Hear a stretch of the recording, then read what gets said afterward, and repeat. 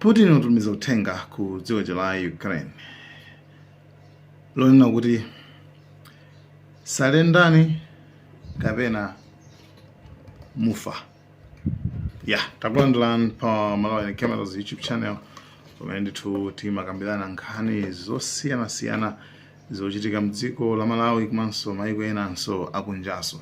Choncho tinali limodzi nthawi yonseyi komanso timakhala limodzi kuwuzana nkhani zosiyanasiyana pamene Putin pakadali pano wanenetsa kuti akuluakulu salendani kapena apoyayi mutha ndipo mufa. So actually kumayambiriro kwenikweni tinazatumiza video pano imene timakamba nkhani yokhuzana ndi Russia, general asilikali akuluakulu a Russia pamene amauza Putin kuti akulu ifetu kuntchito iyi tangotsala pang'ono kuti malize. Komano Al Jazeera, CNN anazanena kuti koma mmene pa ground palili ndi ripoti ilizo kusiyana. I think ma generals wanithu akumunamiza Putin. Koma nangoti ripoti labwera lero mmawa lake napeza kuti Russia ija yalanda mzinda wina. I think imene inali intelligence yawo imene ife sitimadziwa koma iwo pachimene amatani pachimene amadziwa. Pakadali pano Pokrovsk mzinda umenewu umene ndithu walandidwa komanso umene ndithu muli asilikali ochuluka amene ali surrounded ndi asilikali a Russia. Mzinda umene umu akuzidikuzira akuluakulu musalende kapena apoyayi mufa. Komanso papezeka kwanza kuti asilikali angapo ndithu aulula pa kamera kuona kuti akuluakulu ife tivomereze kuti panopa nkhondoyi itivuta ndithu. Nkhondoyi ndithu itivuta. We are lacking of manpower. Anthu ndithu ku front line tilibe. Sizikuyenda.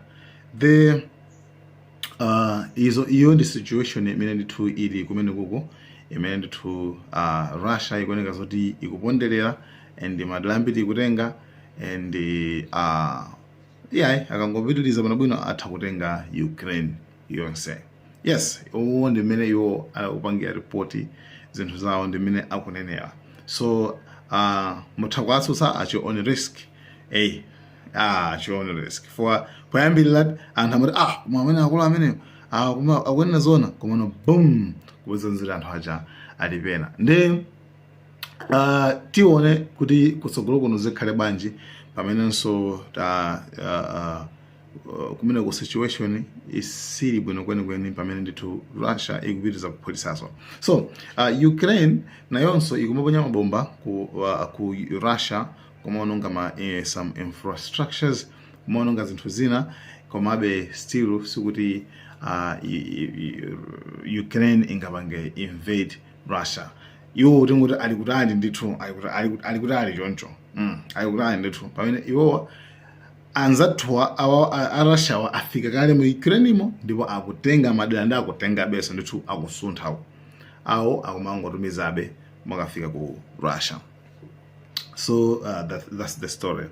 Ndiye pamene papa tione ndithu tilowe ku USA pankhani yokhuzana ndi kuyesa ndithu zida za nuclear. By the way, pali clarification ina yake imene ndithu ikuchitika tipanga research kuti actually USA yayesa chida china chake imene chimachita kuti doomsday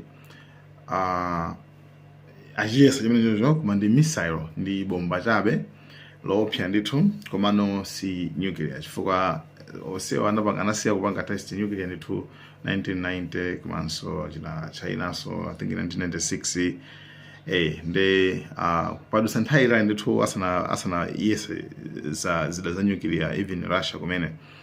Komano Russia yo inaisa pakati inaisa chida chimene chili ndi missile ndi bomba chabe komano powered by nuclear. Osati kuti ndi nuclear yayi. Ndifoka nuclear akuluakulu si achibwana kwambiri komanso paja zinaletsedwa kuti zimene asamazi yes. Komano pali ma tensions kwambiri for anthu afuna laonesane kuti uyatere atafuna la America kuti ifeso ndithu tiyesa chifukwa zanu zoti maiko enawo akumaisama nkachibisira. I don't know, I just maybe afuna ngonisa mphamvu ku dziko lapansi kuti ifeso tu makuti. By the way, Trump ndiye akumwakamira bezoti ife tuli pa number 1 kukhala ndi zida za nyuklia, Russia number 2, China ili pa number 3. Umumo iyoyo ndi mmene akumanenera. Nkhani ino ndino kuti Israel kama kuti Israel ikuphulitsa ku Lebanon komanso ikulowetsa asilikali mu dziko la Lebanon. Iwowa akunena kuti akufuna kuthana ndi Hezbollah ku Lebanon iko.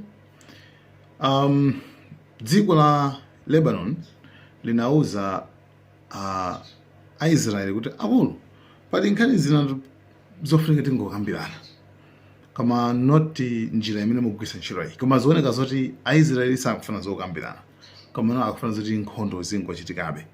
So akulowetsa asilikali menemu and akuphulitsa komanso akuwauza anthu ena kuti chokani kumene muliko mupite side ina, ife ndithu tikubwera, and akulowetsa ndithu. So izi ndi zimene sopano Hezbollah amene kuti ifeyo remember kuti anapasa kuti pamatha chaka chinochi ndi kuti akhale kuti alanda zida zawo zonse akhala opanda zida.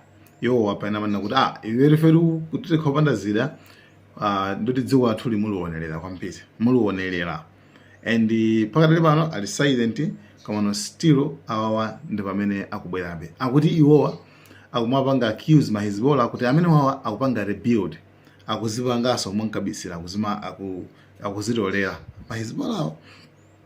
So akumapezeka kuti akungopita ndi kumakaphulitsa malo osiyanasiyana, and ma civilians akuchokanso kumene kuchako kumakalowa amathamangisa pena ndikuyena. So ma issues ngati amene wawa na amene sopano akuvuta kuti koma kumene kuku chinga chitike ndi chani. Guys, nkhani ndi imene timafuna tikambeyanenso kuti Israel ndithu ikulowaso ku Lebanon ndi kupangaso kumapangaso attack, koma sikuti Lebanon Hezbollah kuti yapanga attack koma iwo aganiza kwanza kuti iwo akuzipangaso akuzitolera akuzipanga rebuild ndi afuna apite akuti akamalize. So nkhani ndikuti ndi zimenezozo.